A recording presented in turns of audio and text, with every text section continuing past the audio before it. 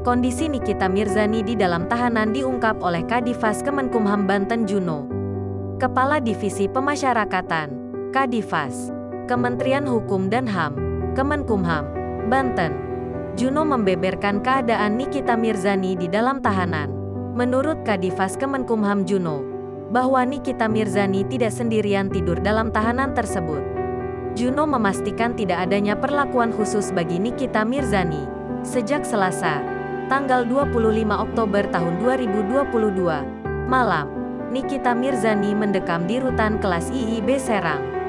Terungkap, Nikita tidak tidur sendirian di kamar selnya melainkan bersama dengan 8 warga binaan pemasyarakatan, WBP, perempuan lainnya.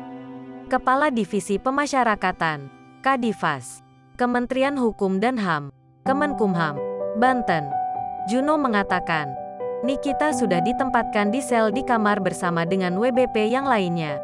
Dengan 8 orang WBP ditambah Nikita total sekitar 9 orang. Juno menyampaikan, fasilitas yang diterima Nikita sama dengan WBP lainnya.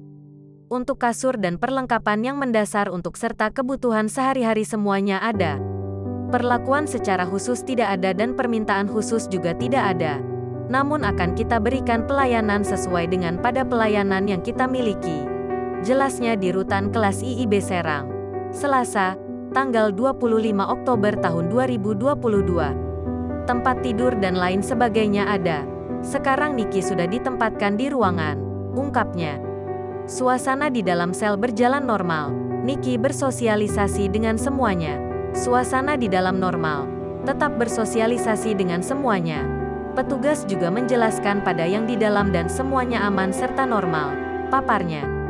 Di dalam, Niki tidak membawa apa-apa. Jikalau ada barang-barang yang lain yang tidak pantas dibawa ke dalam rutan, pihaknya sudah serahkan kepada pengacara Nikita.